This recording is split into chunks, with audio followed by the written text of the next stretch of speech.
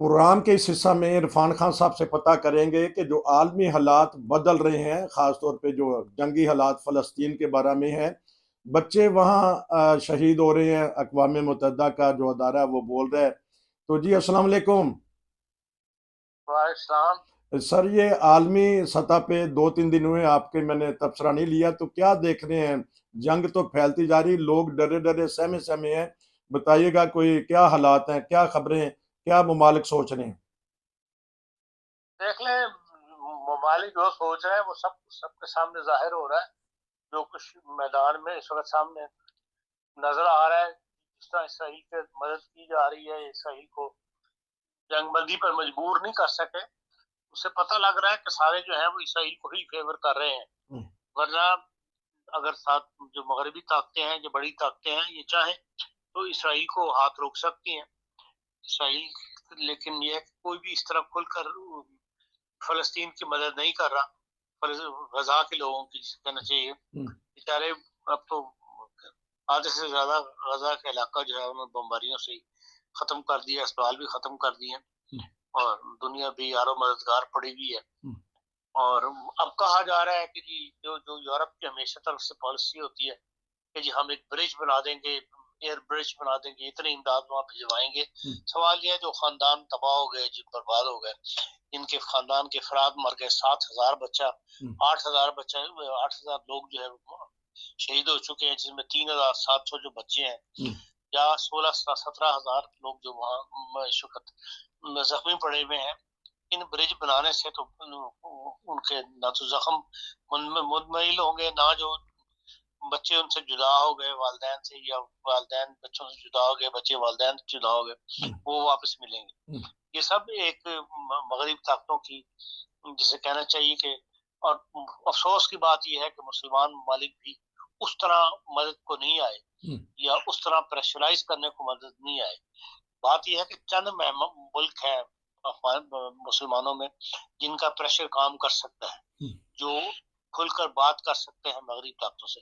बाकी जो सब गरीब है, सब इन्हीं से लेने वाले, इमदाद लेने वाले। तो इमदाद लेने वाले तो इस मुल्क से इमदाद बंदा ले रहा हो, उसके आगे खड़ा तो नहीं हो सकता। लेकिन जो चंद बड़े लोग थे महमदान, उन्होंने भी वो नहीं किया। और मुझे इस बात का अफसोस, बहुत ही अफसोस हुआ कि जो जनरल असम्बली में जंगबंदी के लिए इन्होंने राय शुमारी करवाई थी, उसके अंदर 120 वोट पड़े हैं सिर्फ उसकी फेवर में कि जंगबंदी होनी चाहिए, और 14 वोट मुखालफत में पड़े हैं। लेकिन 43 वोट जो गैर जानिबदार रहे, अच्छा, उसके अंदर मुसलमान मुल्क भी शामिल है। अच्छा, उसमें इराक भी शामिल है, उसमें सूडान भी शामिल है, उसमें ट्यूनिस भी शामिल है, और 5-7 अरब मुल्क, ये मुसलमान मुल्क शामिल है, जिन्होंने जंगबंदी की मुखालफत भी नहीं की और फेव नहीं। इस गैर जानिबदार रहने का मतलब ये है कि बेशक जंग जारी है, हमें कोई इस पर इतराज नहीं है। और इसराइल इस हद तक बिखरा हुआ है कि जो जर्मनी भी गैर जानबदार मुल्कों में शामिल था, और उसकी वजह से उन्होंने बहुत ज्यादा सख्त बयान जर्मनी के खिलाफ इस वक्त इसराइल की हुकूमत दे रही है। अच्छा, कि भाई ये क्यों गैर जानबदार है? जब पूरी मगरबी दुनिया ने हमें फेवर किया, तो इनको भी हमारे फेवर मुखालत में वोट नहीं देना चाहिए था, ये गैर जानबदार ही नहीं जाना चाहिए था। तो इसलिए ये सब तमाम की तमाम ताकतें जो है, ये इस वक्त मुसलमानों पर या फलस्तीन पर जो बुरा वक्त आया हुआ है, और उसके आसार यही नजर आ रहे हैं कि ये एक बड़ा हमला है। और इसराइल जब तक जो उनका अज़्म है उसको मुकम्मल नहीं कर लेंगे, उस मिशन को कंप्लीट नहीं कर लेंगे, जंगी मिशन जो उन्होंने जो जिसके लिए उन्होंने सारी कार्रवाई डाली है, उस वक्त वो पीछे नहीं हटेगा या खामोश नहीं होगा। और ये सब जंग बंदी की बातें जो है, ये ऐलानात और सब कहेंगे, इससे ज्यादा कुछ नहीं कर सकेगा। पाकिस्तान का जो वजीर अकरम ने जो कल तकरीर की है, कनाडा के जवाब के अंदर बड़ी अच्छी तकरीर की है, लेकिन हम बेबस लोग हैं। पाकिस्तान की हुकूमत कोई अमली इकदाम नहीं उठा सकती। हाँ, मैं ये कहता हूँ कि जिस तरह लंदन के अंदर 5 लाख का जुलूस निकला है लोगों का इस जंग के खिलाफ, इस किस्म का जुलूस पाकिस्तान में भी निकलना चाहिए। अच्छा, और हर अरब मुल्क में निकलना चाहिए। और किसी भी उसमें सियासी पार्टी का कोई परचम नहीं होना चाहिए। पूरे एज ए मुल्क की पूरी आबादी को इकट्ठे होकर जुलूस ने इत्तेहाद करके निकालना चाहिए, ताकि दुनिया के अंदर एक प्रेशर डेवलप हो कि हाँ भाई ये जुल्म बंद करवाया जाए।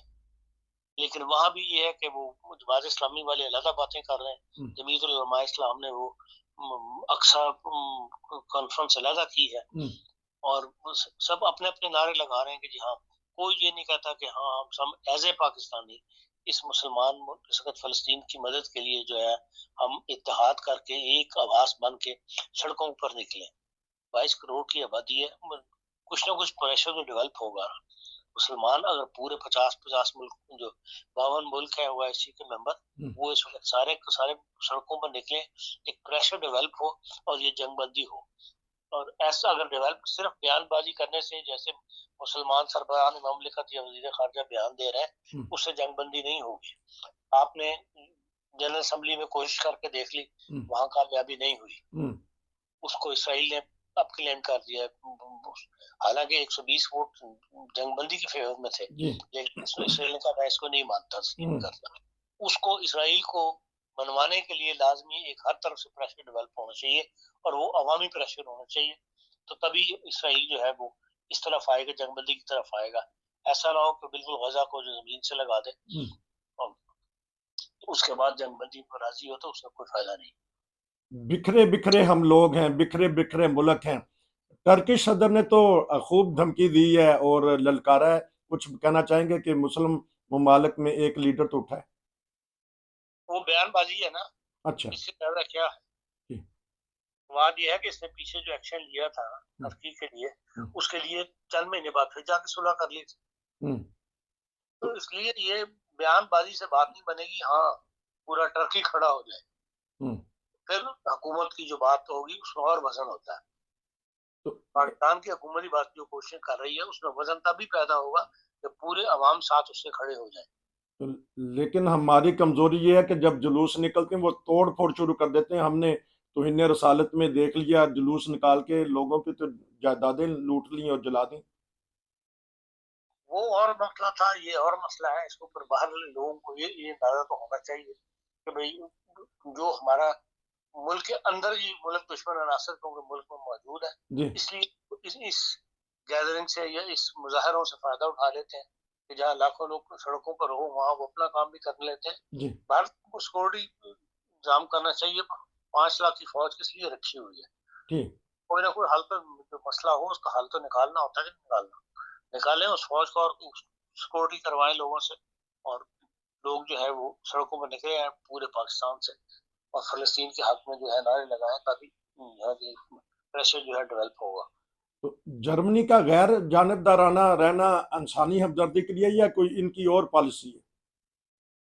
नहीं, इनकी पॉलिसी बस बेसिकली तो ये उनको सपोर्ट ही कर रहे हैं, इसराइल को। ये तो मुंह दिखाने के लिए अरब मुल्कों के लिए कि इन्होंने सबने अपना माल बेचना होता है, इसलिए ये दिखा दिया कि हम गैर जानबदार रहे हैं।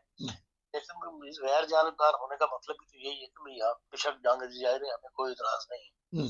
लेकिन ये है कि जर्मनी के अंदर जनरल जो है रवैया हुकूमत का, चाहे वो SPD हो चाहे वो ग्रीन हो, जो आमतौर पे जंगों के खिलाफ रहने वाले सियासी पार्टियां हैं, जो